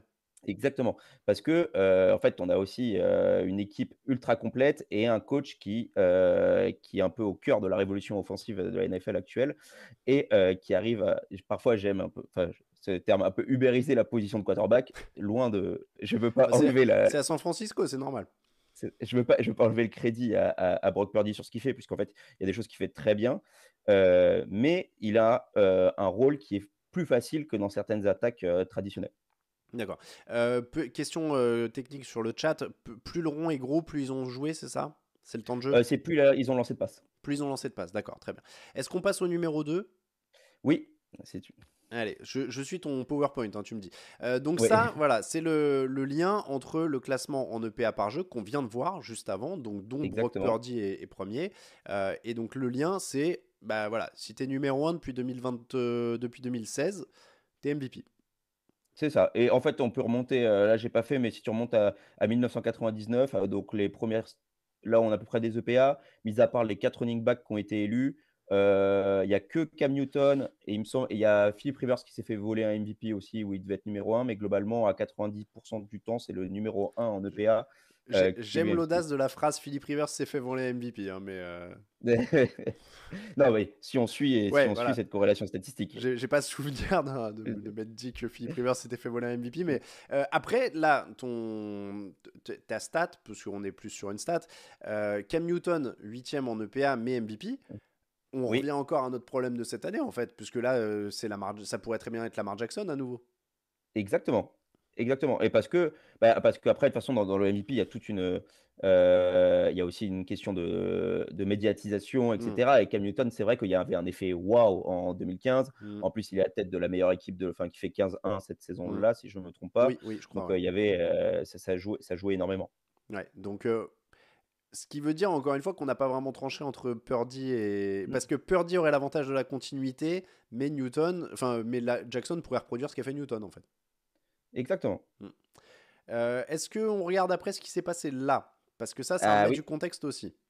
Ça, c'était pour mettre du contexte. Parce que, en fait, je pense qu'aujourd'hui, bon, on se dirige à peu près vers un Lamar Jackson MVP. Mais en fait, il a un cas particulier, je pense, qui fait que comment dire, son impact statistique est difficilement quantifiable parce que c'est sans doute une des meilleures doubles menaces que le sport ait connu. Et en fait, je pense que son impact, même sur sa façon de jouer sur le terrain, change les packages des défenses et du coup change leur façon de défendre à la course et la passe et donne des opportunités à d'autres joueurs. Hmm, Ce qui est quelque chose qui est intraduisible aujourd'hui au niveau statistique. hmm. Sur Purdy, là où je voulais juste mettre une petite réserve sur en fait, cette année qui est historique d'un point de vue statistique, je vais essayer de l'expliquer simplement. C'est en fait, aujourd'hui, on est capable de dire, quand un quarterback lance le ballon, combien un receveur devrait gagner de yards après la réception. On est à peu près capable d'estimer ça. C'est théorique en fonction du placement du ballon, du terrain devant lui, de la distance à la ligne, etc. Selon plusieurs paramètres, on est à peu près capable de dire ça. Et généralement, ce qu'on se rend compte, c'est que les receveurs gagnent moins de yards que ce qu'ils devraient gagner. Ok. Heu, Pourquoi j'ai mis ce graphe-là? Parce qu'en fait, on a lu pendant toute la saison, notamment, par exemple, Purdy, il y avait beaucoup de critiques vis-à-vis de lui que son en fait, la plupart de ses yards étaient créés après la réception et que du coup, c'était quelque chose de préjudiciable. Moi, je suis pas spécialement d'accord avec ça puisque je pense qu'un bon quarterback donne la balle dans les mains Alors, de son receveur avec de l'espace. alors attends. Là, ton graphe, il est en train de me dire que Brock Purdy, il est encore plus efficace que les autres. Parce que moi, honnêtement, Non, à première lecture, ah je non, me non. disais, il bénéficie de ses receveurs qui gagnent plein de yards après réception.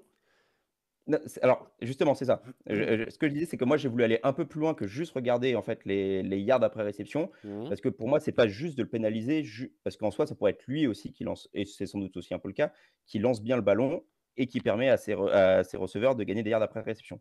Là, ce qu'on voit sur le graphe, c'est que c'est quasi le seul quarterback de la ligne qui bénéficie positivement. Donc, c'est-à-dire que ses receveurs gagnent plus de yards que ce qu'ils devraient en gagner. D'accord. Donc il bonifie un peu. Enfin, en tout cas, l'attaque bonifie. Le problème, c'est de savoir si c'est Purdy ou l'attaque, le système offensif qui bonifie Ah ça. voilà. Il y a forcément toujours un peu des 2, mais en tout cas, c'est le seul qui a des receveurs qui alors, il leur donne la balle dans les mains, Hmm. on va dire que si on schématise, ils gagnent les yards qu'ils devraient gagner, que lui leur permet de gagner et le schéma leur permet de gagner Mais encore et après plus. ça, eux, ils en gagnent encore plus. Ok, très bien. Lamar Jackson est troisième, vous le voyez, il est là. Il y a Jared Goff et Lamar Jackson, donc qui est troisième sur cette stat. On va passer à la slide suivante parce qu'il y a quelqu'un qui disait sur le chat, je suis désolé, j'ai pas vu qui c'était, qui disait, je suis impatient qu'on parle de CMC, de Christian McCaffrey. Tu veux parler de quelqu'un d'autre avant? Moi, je vais parler de quelqu'un d'autre, je pense en termes de si on doit pas le donner à un quarterback aujourd'hui, je pense que le un des joueurs les plus impactants, de cette saison et de la NFL depuis qu'il est chez les Dolphins, c'est Tyreek Hill. Tyreek Hill, dans une des statistiques qui est les plus parlantes pour un receveur, qui sont en gros les yards par route courue, il est seul au monde, totalement seul au monde, à des années-lumière du reste de la ligue. Heu, je pense en plus il incarne, d'une certaine manière la révolution qui a lieu en NFL où justement il y a beaucoup plus de mouvements avant le snap. Hmm. Il incarne ça parfaitement, chez les Dolphins et je pense que c'est peut-être le joueur offensif le plus important de la ligue hors quarterback, aujourd'hui. Alors, question, yard par route courue, c'est-à-dire c'est quoi? C'est à chaque fois qu'il y a une action de passe À par la les ch Dolphins ou à chaque fois qu'il est sur le terrain, en fait, à chaque fois qu'il y a une passe et que lui, il court une route, en fait, on prend son total de yards qu'on divise par le nombre de routes qu'il a couru. Très bien, ok. Donc là-dessus, il se détache. Autre stat sur Tyreek Hill. Et ça, c'était pour le mettre un peu aussi en cours, parce que là, c'était juste sur cette saison, mais c'était aussi pour le mettre sur cette stat qui remonte à 2020. On peut remonter à 2020, on a déjà eu des très bonnes saisons en réception. C'était pour montrer que même sur les 3-4 dernières années, en fait, ce qu'il fait cette saison n'a aucun équivalent. Hmm. Même la saison de Cooper Cup, il me semble, je sais plus, 2020-2021, où il est excellent. Brandon Ayuk aussi cette année qui est excellent. Et ben en fait, il n'y a rien de comparable à ce qu'il fait aujourd'hui. Oui, le classement, c'est Hill 2023, Ayuk 2023, Collins 2023, Hill 2022, Cup 2021. C'est ça. Donc ce serait Tyreek Hill si c'était pas un quarterback. Pardon, je suis revenu juste sur moi, c'est mieux si on te voit toi aussi. Donc, Christian McCaffrey, il n'y a pas de stats qui le donnerait quarterback. Là, on est entre nous, on n'a pas de graphe ou quoi, mais il est même pas dans la discussion statistiquement. Moi, je comprends qu'il soit dans la discussion. Après, c'est plus une question aussi philosophique sur la vision du football aujourd'hui. Mais Christian McCaffrey, il a l'effet wa. Je trouve que c'est un joueur incroyable. Mais comme beaucoup de running back, malheureusement, et même s'il a son impact en plus dans le jeu de passe, il peut faire des très bons matchs. Ça empêche pas forcément les 49ers de perdre. Ça c'est vrai. Alors, il y a eu le débat, je le dis, dans la rédaction, hein, même aujourd'hui, de savoir Christian McCaffrey, Brock Purdy, Lamar Jackson, etc., etc. Donc, on a dit, pour résumer sur les stats, pour finir là-dessus, le MVP statistique, donc c'est Brock Purdy, si je comprends bien, puisque selon la stat de base, sans équivoque. Voilà, puisqu'il est numéro 1 sur donc, le PA, et depuis 2016, le mec qui est numéro 1 sur le PA, il gagne. Donc ça, voilà. Et en plus, il bonifie ses receveurs, il ne gagne pas que sur les courses après réception, etc. etc. Non, alors là, celui-là, c'était plutôt justement pour dire que les receveurs, en plus, Oui, ajoutaient. voilà. Ça bonifie. Donc, pour toi, statistiquement, c'est Brock Purdy. Si tu avais un vote aujourd'hui pour le titre de MVP, tu voterais pour qui, toi qui es plutôt pour tes stats? Est-ce que tu voterais du coup pour Brock Purdy? Selon quelle définition du MVP? Selon celle que tu veux, puisque visiblement on n'en donne pas aux gens qui votent. C'est bien tout le problème de ce trophée, à mon avis, mais c'est un autre débat.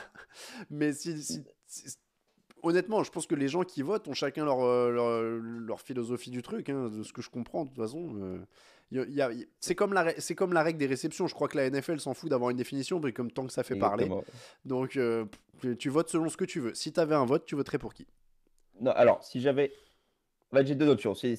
Forcément, je suis obligé de le considérer un peu dans la NFL actuelle et de ce qui se passe et de comment on vote. Lamar Jackson paraît un peu le choix évident parce qu'en plus, on sait que ça joue beaucoup. Sur les matchs de fin de saison, il a été très bon. On sait que c'est un énorme impact sur ce que décident les votants. Et Purdy a eu ce match-up l'un contre l'autre malheureusement, ça n'a pas vraiment de sens de le dévaloriser là-dessus puisque les deux quarterbacks ne s'affrontent pas vraiment l'un contre l'autre. Mais oui, je le donnerais à Lamar Jackson.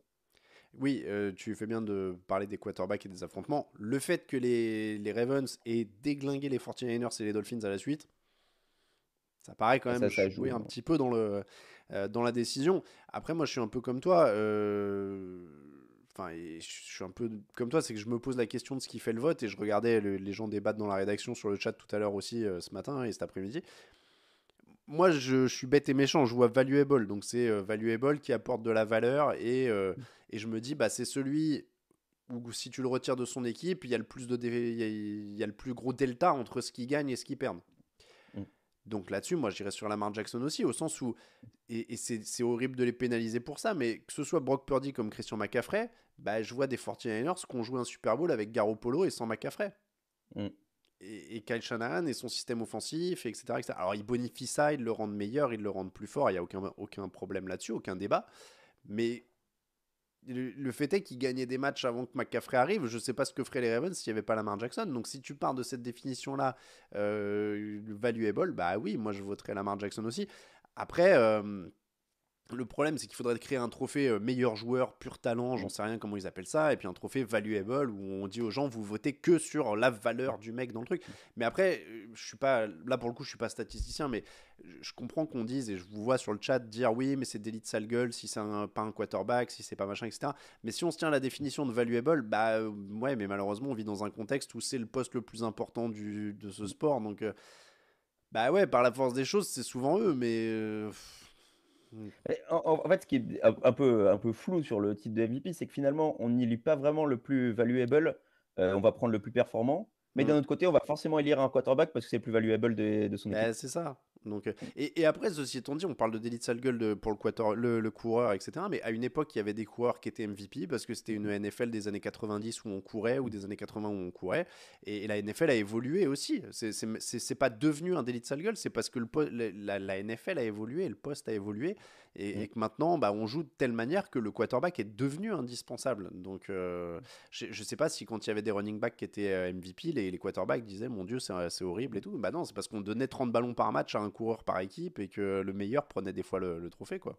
Et puis en délit de sale gueule, on peut penser aux pauvres offensive linemen ou, Oui, qui bah là, n'auront jamais un clairement. seul vote dans leur carrière. Mais tu vois, après, c'est vraiment d'autres débats. Mais dans ce cas-là, enfin, tu fais un joueur meilleur talent offensif, meilleur talent défensif de l'année, et puis Oui. basta. Et puis voilà. Mais après, on sait ce que c'est. Hein. Il faut vendre des maillots, des trophées, des machins, du temps d'antenne, de la dispo presse, faire parler, etc. Donc MVP, ça fait parler. On voit bien, on est en train d'en parler. Donc bon, voilà. On va parler un petit peu d'une autre stat. On a quelques temps pour montrer un Ouais. petit peu. Tu m'avais envoyé d'autres slides. Hop, je vais faire ça et je vais mettre ça à l'antenne. Alors, NFL Team Tiers 2023. Alors, explique-nous ce qu'on voit à l'écran en abscisse et en ordonnée. Je sais même plus c'est quoi l'abscisse et ordonnée. Abscisse, c'est en bas et ordonnée, C'est c'est en en bas, haut, non? ordonné, c'est vertical. Ok. Non, bah, c'est comme on avait discuté de faire un petit bilan sur la saison, j'avais préparé quelques graphes, enfin celui-là n'est pas de moi, mais sur les niveaux de chaque équipe.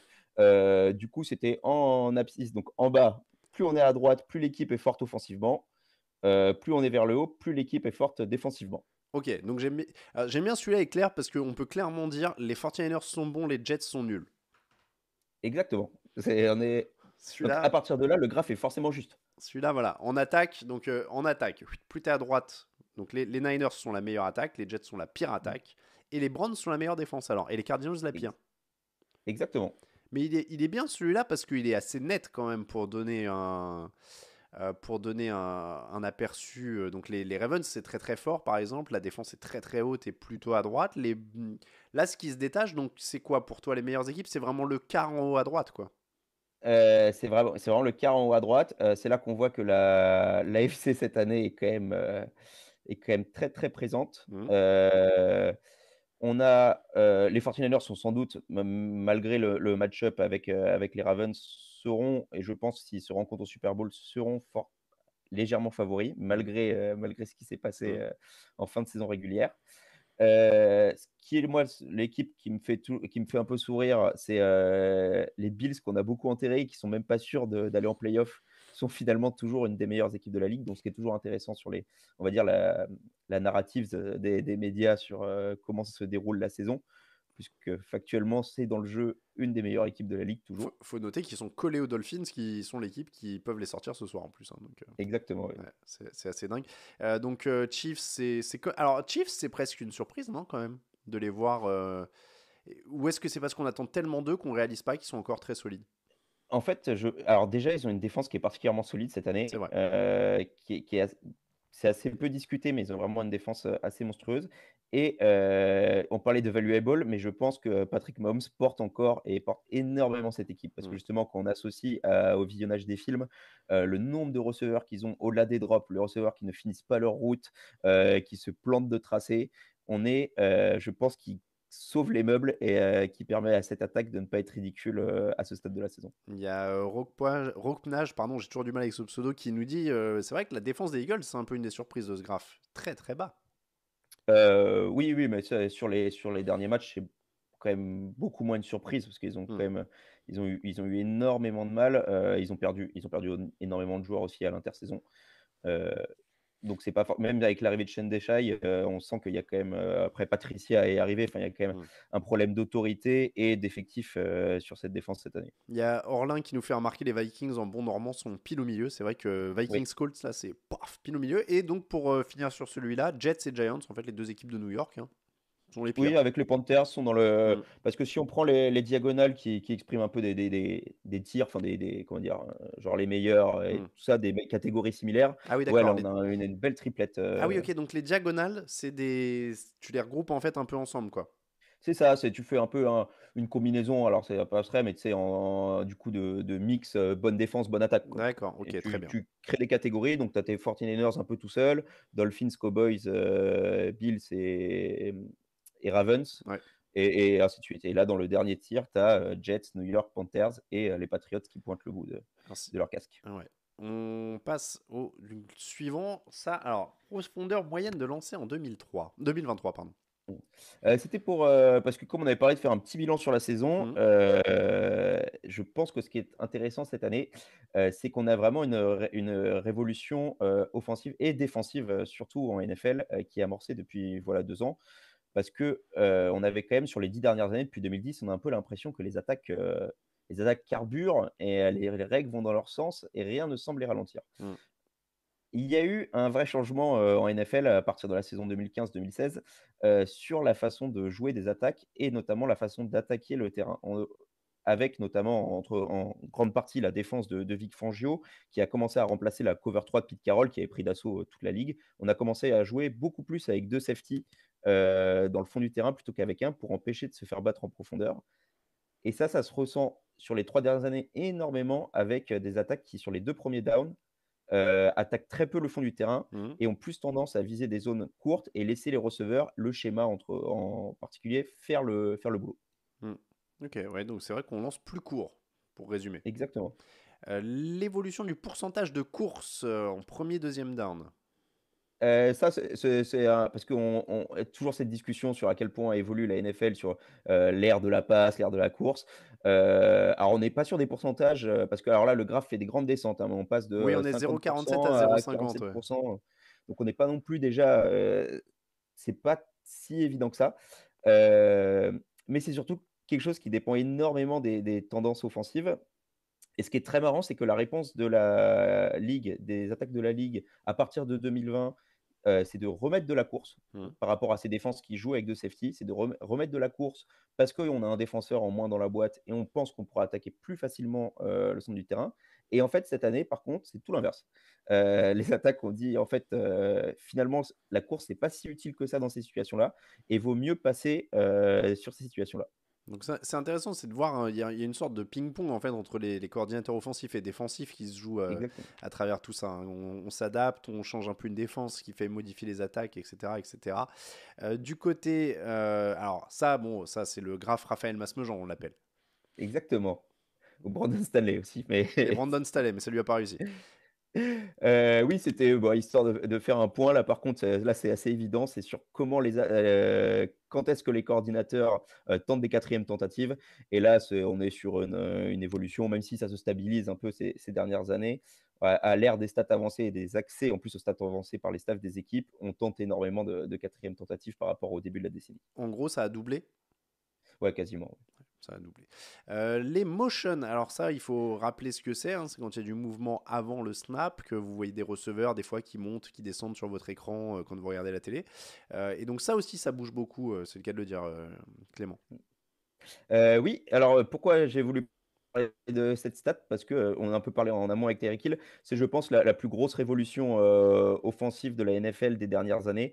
On est passé quasiment en 5 ans, on a doublé le nombre de motion en moyenne par équipe, donc qui est de faire bouger des joueurs, avant le snap. Les Dolphins l'incarnent particulièrement, avec, Tyreek Hill qu'ils envoient sur, la nouvelle ce qu'ils appellent la cheat motion, qui est un peu une invention, de McDaniels sur, de bouger horizontalement, Hill juste avant le snap et de quelques mètres pour lui donner un surplus de vitesse et on voit surtout à quel point, bah, c'est un peu le même arbre de coaching, hein, Dolphins, Rams, Mm. 49ers, Packers, donc Oui, c'est vrai. l'arbre Shanahan.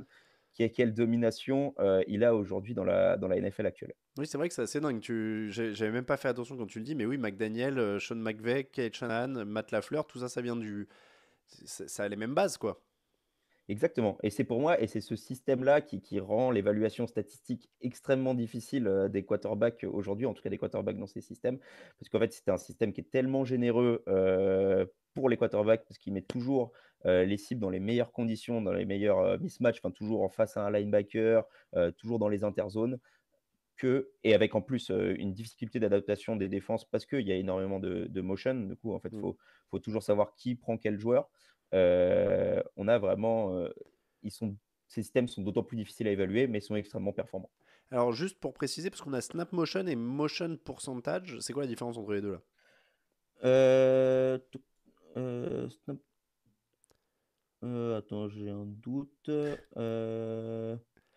Snap motion, pour moi, c'est que le motion pourcentage, c'est qu'en fait, c'est au total si tes joueurs bougent avant le snap. Donc, D'accord, c'est-à-dire oui. que tu as un changement en pré-snap, mais qui ne part pas lancé. Et pour moi, snap motion sont quand les joueurs partent lancés. D'accord, ok, très bien. Ok, on termine avec. Bah, c'était la fin de ça. Et donc, les Oui, Eagles sont ceux qui l'utilisent le moins, cette tactique. exactement. Et c'est d'ailleurs revendiqué par cette attaque des Eagles et par les coordinateurs offensifs. Mais les Eagles, oui, sont une des attaques les plus, on va dire, conventionnelles aujourd'hui. Ah oui, clairement, clairement, 9,6 et 24%. Je remets le précédent, mais à Miami, 81%, ça veut dire. Et Mm. c'est vrai que maintenant que tu le dis, sur le coup, tu fais pas toujours attention, mais c'est vrai qu'en les commentant, ça bouge énormément, ça bouge énormément sur Miami. C'est- donc oui, là pour être clair, Miami, 80%, 81% du temps, avant le snap, il y a des joueurs qui bougent, soit qui partent lancer, soit qui vont au moins changer de position, alors que du côté Exactement. de Philadelphie, c'est seulement 9,6% qui partent lancer et à peine 25%, même ça c'est très très bas. C'est 2 fois moins élevé que Washington par exemple. Alors ça varie pas mal, mais c'est quoi ça va être 30%, 33% au-dessus. C'est quand même significativement plus bas Ah que oui. toutes les autres équipes. Et je pense qu'on a une.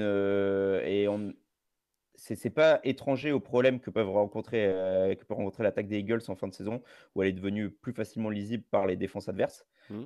En plus qu'on est dans une, enfin on n'a pas tant que ça parlait, mais on est vraiment depuis 2 ans, on est sur une résurgence des défenses en NFL qui s'est adaptée déjà Hmm. au système, aux dernières évolutions offensives. Les défenses se sont toutes adaptées. Hmm. Et là, on a des nouvelles attaques. Enfin, on a McDaniels, Shanahan et tout ça, qui en plus repartent, eux, dans une vague d'évolution. Et bah, pour l'instant, il y a encore des équipes qui sont laissées sur le carreau.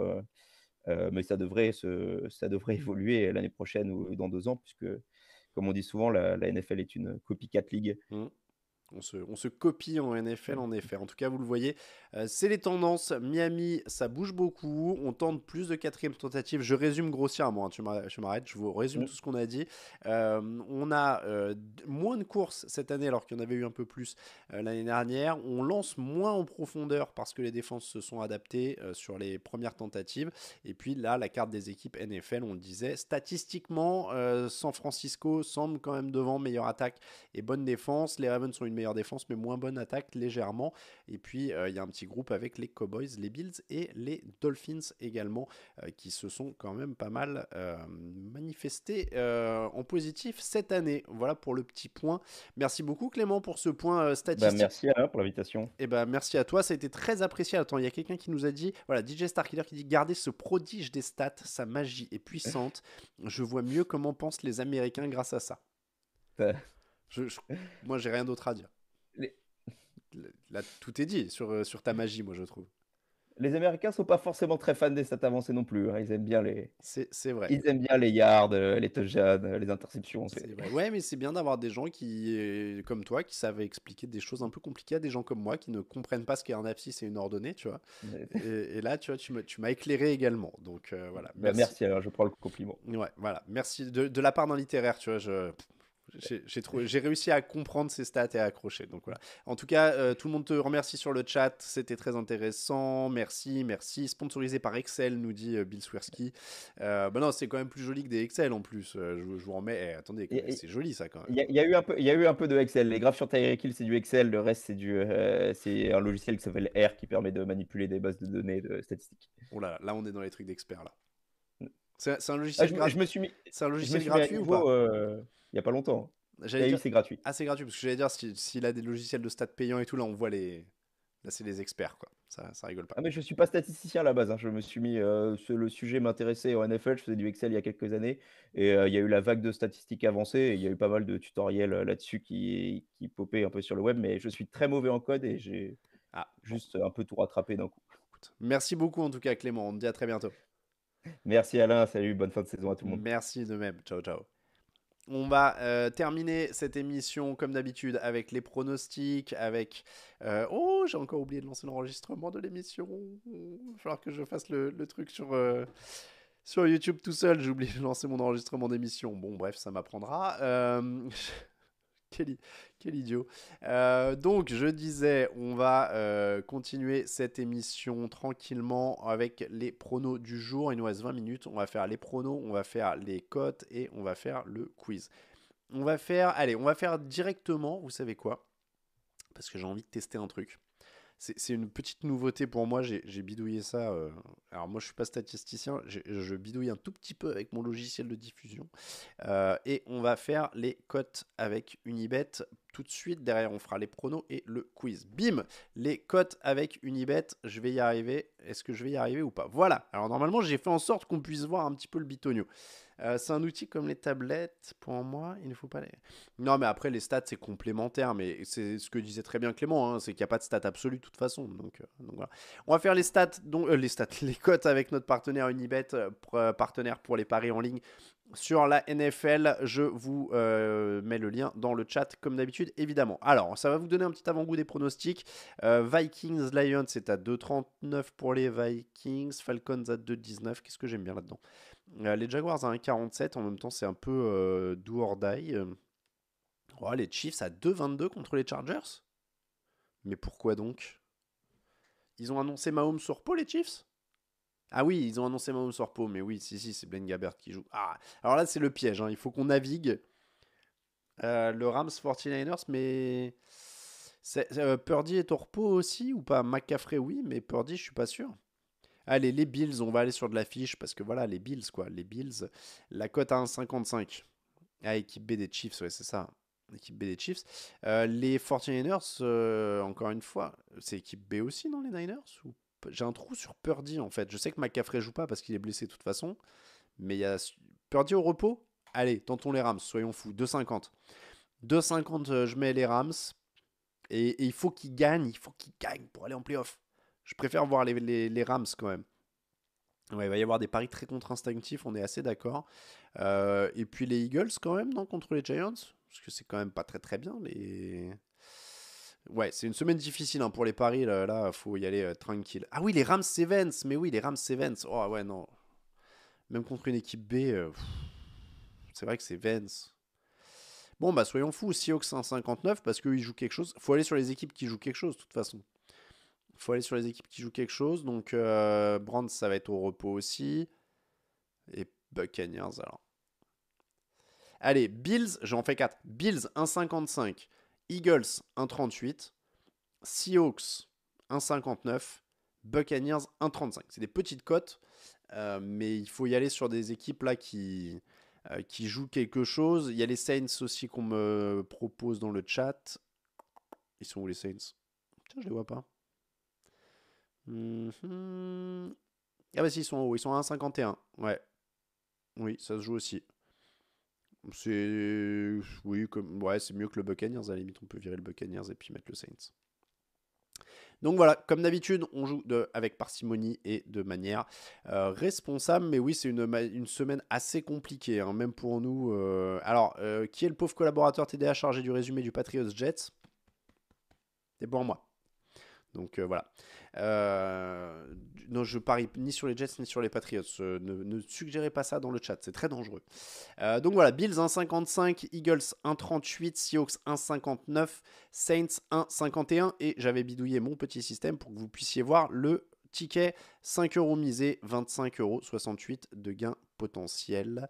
Allez Alain, bienvenue dans notre monde. Ouais, j'en ai eu quelques-uns des résumés de matchs des Jets cette année. Je vais pas vous cacher que c'était pas mes trucs préférés au monde, mais bon, pourquoi pas. Donc 5 € misés, 25 €, pardon, 68 de gain potentiel pour ces affiches. Encore une fois, on y va doucement cette semaine sur les pronos parce que c'est pas facile. Il y a beaucoup d'affiches avec des remplaçants, avec des fois on peut se demander s'il n'y a pas des joueurs qui vont sortir en cours de route, etc., etc. Allez, les pronostics de la semaine. On va partir sur les pronos. Je vais afficher ça comme ça d'ailleurs, ce sera peut-être un peu mieux. Ah oui, alors là non, c'est immense. Et on va faire ça comme ça. Ouais, c'est gigantesque. C'est gigantesque et c'est mal cadré. Mais où est-ce que je dois aller pour récupérer les Cowboys? Donc, je vais faire comme ça. Allez, Cardinals Seahawks. Pourquoi Cardinals Seahawks c'est avant le Ravens Steelers qui était... J'ai raté quelque chose. Pourquoi le Cardinals Seahawks avant le match qui a eu lieu... Ok, très bien. Qui a eu lieu samedi, je ne sais pas. C'était mélangé. Parce qu'il manque aussi... Le Colts Texan, il est en plein milieu alors qu'il était samedi. Bon, c'est pas grave. Parce qu'on n'avait pas le planning. Ah oui, c'est tout à fait possible, en effet. Marie a bien vu. On n'avait peut-être pas le planning au moment des matchs. Ouais. Bon, donc là, ça va être je vais vous les donner dans l'ordre qui vient parce que c'est vrai que... voilà. Donc, Seahawks pour tout le monde contre les Cardinals. Ça me paraît logique, ils jouent quelque chose. Les Buccaneers pour tout le monde contre les Panthers. Évidemment, c'est pareil, ils jouent quelque chose. Les Bengals contre les Browns. Alors, il y a beaucoup de Browns, mais c'est un match de remplaçants. Hein. Donc, c'est vilain. Lions-Vikings. Les Lions ont prévu de faire jouer tout le monde, je crois, mais on ne sait pas quand ils vont les faire sortir. Les Vikings jouent toujours quelque chose. Bon. Ce serait vilain. On va faire vite fait. Je vais faire vite fait les pronos, comme ça je vous montre un peu les scénarios playoff rapidement. Donc, les Packers contre les Bears. Il y a les Bears seulement pour Raoul, mais il essaie de revenir au niveau des points, je pense. Packers qui joue quelque chose aussi. Les Chiefs contre les Chargers. Il y a Raoul qui a mis les Chargers. Bon, après, compliqué. Match de remplaçant, Blaine Gabbert. Après, une bonne défense des Chiefs, mais il faut voir qui sera au repos aussi. Raiders Broncos sans enjeu. On a mis les Raiders, sauf Victor et Raoul qui ont mis les Broncos. Je sais pas pourquoi j'ai mis les Raiders, en fait, pour être honnête. Je sais pas. Bills Dolphins, Raoul met les Dolphins. On met tous les Bills. Patriots Jets, Patriots pour moi. Je sais pas pourquoi. Il y a des matchs comme ça, je sais pas. Victoire des Jets et retraite de Bill Belichick, ce serait terrible. Hein. Lui qui avait planté les Jets, on rappelle qu'il a été leur coach pendant une journée. Donc ouais. Mais ouais, j'ai mis les Patriots justement. Je tape sur une réaction, mais c'est vraiment impronosticable ce truc. Saints Falcons, les Saints pour tout le monde. Eagles Giants, les Eagles pour tout le monde. 49ers Rams. Il y a du Rams pour moi, mais alors je crois que je l'ai mis avant qu'ils annoncent Carson Wentz. Donc il faudrait que je change ça vite fait aussi avant le début du match. Jaguars pour tout le monde dans le Titans Jaguars. Je vous le mets en tout petit. Et Cowboys pour tout le monde dans le Cowboys Commanders. Voilà pour les pronostics de la semaine. Pourquoi je suis allé vite? C'est parce que je voulais quand même revenir rapidement sur les playoffs, les scénarios. Alors je vais vous mettre le lien dans le chat, ce sera plus simple si vous voulez relire ça tranquillement aussi. Mais je vais vous mettre rapidement les pronos. Et comment je grossis le truc. Ouais. Voilà, on grossit le truc comme ça. Donc déjà qualifiés en AFC, les Ravens, les Chiefs, les Browns, les Dolphins et depuis cette nuit, les Texans. Les Bills sont qualifiés s'ils battent les Dolphins. Mais alors ils pouvaient aussi se qualifier en cas de défaite de Pittsburgh. Raté, Pittsburgh a gagné. Jacksonville perd. Ils peuvent se qualifier aussi en cas de défaite des Jaguars. Mais l'idéal, c'est quand même idéalement de gagner. Jacksonville joue tôt, je crois, à 19h. Donc, ils pourraient être qualifiés, les Bills, avant même d'avoir joué, si Jacksonville perd. Les Texans, ils peuvent remporter la FC Sud si Jacksonville perd, justement. Ça arrangerait tout le monde, en fait, que Jacksonville perde. Non, je voudrais pas les inciter, hein, mais bon. Jacksonville remporte la FC Sud s'ils battent les Titans. Ils peuvent se qualifier s'ils font match nul, mais bon, ça, c'est quand même peu de possibilités. Et d'ailleurs, Pittsburgh a gagné, donc ça, on peut l'oublier. Pittsburgh perd, on peut l'oublier aussi. Donc, il faut vraiment qu'ils gagnent, les Jaguars, contre les Titans. Voilà, ça, c'est assez simple. Les Dolphins contre Buffalo, ils remportent la division AFC Est. Les Dolphins gagnent, c'est simple.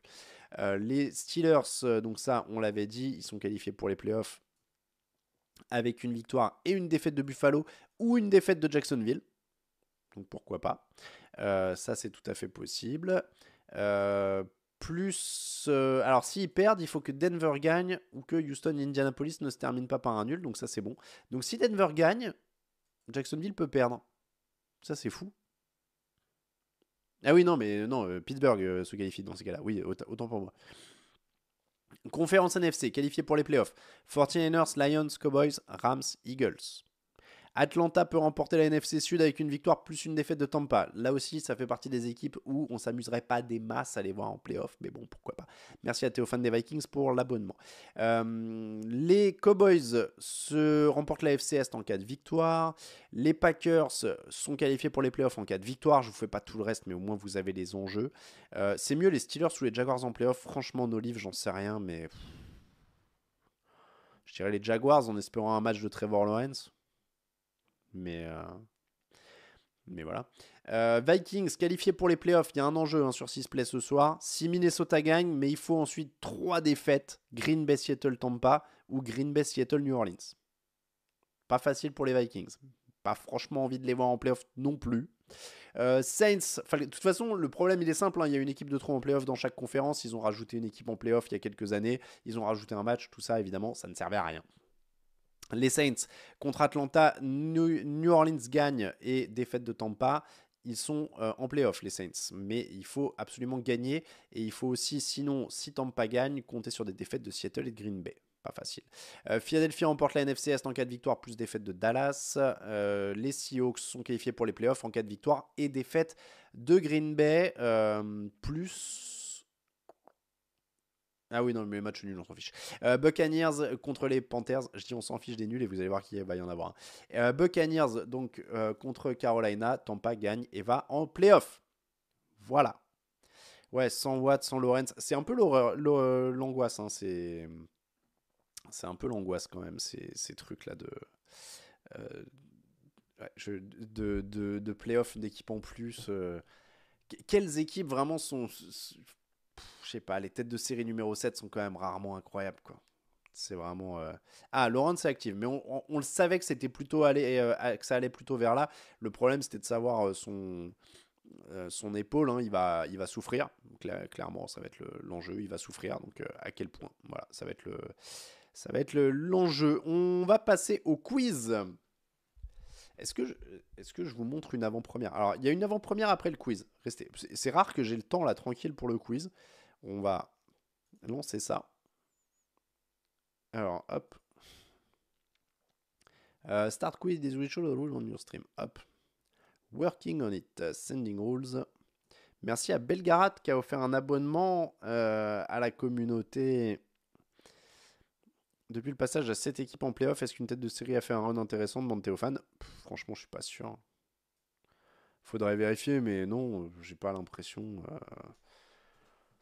Oui, dans l'AFC, il mérite sa place avec 10 victoires. Je sais pas, est-ce qu'on a envie de voir vraiment les Steelers, même malgré leurs 10 victoires? C'est pas une bonne équipe, quoi. C'est pas une bonne équipe. J'aime bien des playoffs où je sais que toutes les équipes ont une chance d'aller au bout. Et si c'était suffisant, des fois c'était déjà limite. Est-ce que vraiment on a besoin des Steelers ou que les Colts étaient encore en bataille, etc. Enfin, c'est quand même... Et donc là, le 7ème en NFC, ça va être les Packers, les Seahawks, les Saints ou les Vikings. C'est pas... honnêtement, hein, je vois pas trop l'intérêt de cette tête de série numéro 7. Mais bon, voilà, ça fait des matchs en plus. Ça fait... on l'a déjà dit, hein, ça fait des matchs en plus, donc ça fait des blessures en plus. Donc ça fait des... Voilà, hein. Voilà. Allez, le quiz de ce dimanche avec à gagner un calendrier TDA 2024. Allez, un petit calendrier TDA 2024. On va... oui, l'intérêt, c'est l'argent, évidemment, pour ces trucs-là. Bah, évidemment, les matchs en plus, on l'a déjà dit hein, dans cette émission. Allez, on est parti pour le quiz. Fauteuil, semaine 18, MVP. C'est un quiz sur les MVP. Voilà, ça va être aussi simple que ça. On va parler de MVP, le Most Valuable Player. Allez, c'est parti. Question 1. C'est maintenant. Je mets le chat en emote et c'est parti. Qui est le MVP en titre de la NFL? Première question facile pour commencer. Qui est le MVP en titre de la NFL? Est-ce que c'est Aaron Rodgers, Patrick Mahomes, Tom Brady ou Lamar Jackson qui est le MVP en titre?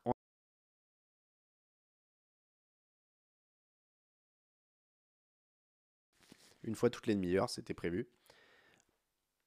Qui est le MVP en titre? 0 secondes. Je vous rappelle évidemment, il fallait bien lier votre compte à QuizKit, etc. etc. J'espère que vous avez l'habitude depuis le temps. Je prendrai le premier pseudo-vainqueur. On montre la réponse. C'était Patrick Mahomes. 65 bonnes réponses. Et oui, c'est Patrick Mahomes qui a remporté l'an dernier. C'est pas Aaron Rodgers. Aaron Rodgers a plusieurs titres de MVP, mais pas celui de l'an dernier. Patrick Mahomes, MVP en titre. 65 bonnes réponses. Question suivante. Qui a... J'attends qu'elle s'affiche. Qui a remporté le plus de titres de MVP, justement? Qui a le plus grand nombre de titres de MVP? Est-ce que c'est Aaron Rodgers? Est-ce que c'est Brett Favre? Est-ce que c'est Peyton Manning? Ou est-ce que c'est Tom Brady? Qui a le plus grand nombre de titres de MVP? J'ai mis que des classiques. Hein. C'est de la superstar, là, quand même. Est-ce que c'est Brady? Est-ce que c'est Manning? Est-ce que c'est Favre? Est-ce que c'est Rodgers? Alors, j'aurais dû vous mettre ça... Non, ça va être trop facile après. Donc, on montre la réponse. C'est Peyton Manning. 5 titres pour Peyton Manning. Il a 5 titres. Aaron Rodgers, 4. Brett Favre, 3. Tom Brady, 3. Voilà. Jim Brown et Johnny Unitas en ont 3 également pour la petite histoire. On va passer à la question suivante. Donc, Peyton Manning, 38 bonnes réponses. Question suivante. On en parlait un petit peu tout à l'heure, mais on n'a pas donné le nom. Qui est le dernier non-quarterback qui a remporté le titre de MVP? Est-ce que c'est Adrian Peterson? Est-ce que c'est J.J. Watt? Est-ce que c'est Calvin Johnson? Ou est-ce que c'est LaDainian Tomlinson? Quel est le dernier non-MVP à avoir remporté le non-quarterback, pardon, lapsus, non-quarterback à avoir remporté le titre de MVP? Le non-quarterback qui a remporté le titre de MVP, le dernier, c'était Adrian Peterson, LaDainian Tomlinson, J.J. Watt, Calvin Johnson. Qui était-ce? Et là-dedans, il y en a 2 qui l'ont eu.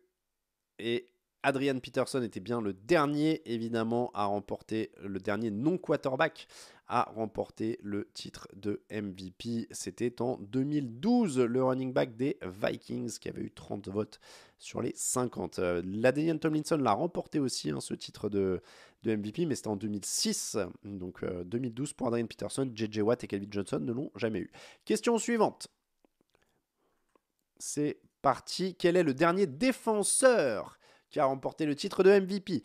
Est-ce que c'est Alan Page? Est-ce que c'est Lawrence Taylor? Est-ce que c'est J.J. Watt? Ou est-ce que c'est Reggie White?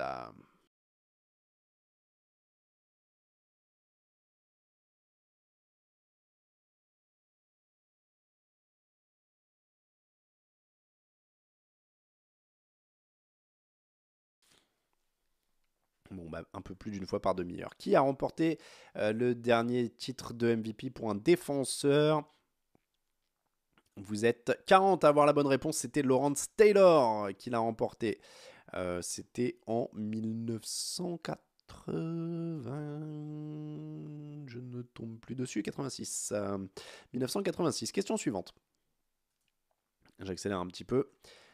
Question suivante. Combien de joueurs ont remporté plusieurs fois le titre de MVP? Combien de joueurs ont remporté plusieurs fois le titre de MVP? Est-ce qu'il y a 5 joueurs, 7 joueurs, 10 joueurs ou 13 joueurs qui ont remporté plusieurs fois le titre de MVP? 5, 7, 10 ou 13, combien de joueurs ont remporté plusieurs fois le titre de MVP? Allez, on va donner la réponse dès qu'elle est dispo. Et on la montre, c'est 10. 10 joueurs ont remporté plusieurs titres de MVP. Je peux même vous donner les noms. C'est Peyton Manning, Aaron Rodgers, Jim Brown, Johnny Unitas, Brett Favre, Tom Brady, Joe Montana, Steve Young, Kurt Warner et Patrick Mahomes, justement, qui est le dernier à être entré dans le club la saison dernière. On termine avec les résultats, pardon, j'allais dire avec une dernière question, mais non, les résultats, c'est Lamignos ou Yamignos, je ne sais jamais si c'est un L ou un I, devant Python Farceur, c'est sympa comme pseudo ça, Pasqualito, Droid, Julius, Nico Delmas, Way of Whiteside, contestante numéro 20, Grid Hacham, qu'est-ce qu'on a derrière? Fab Chaotique, Dallas Jack, Big Tuna, Boussa Viola, Logon, Gold Rush Blackstripe, Gigi Twig, JBR, contestante, Ilou et Marie pour le top 20. Python Farceur. C'est passé, ouais, on est monté haut dans les points, hein, 96 000. 95 000. Liaminos, si tu peux nous mettre un message dans le chat, comme ça, on t'envoie un message. Bah voilà, go pack go, Yaminos, il nous met un petit message là. Très bien.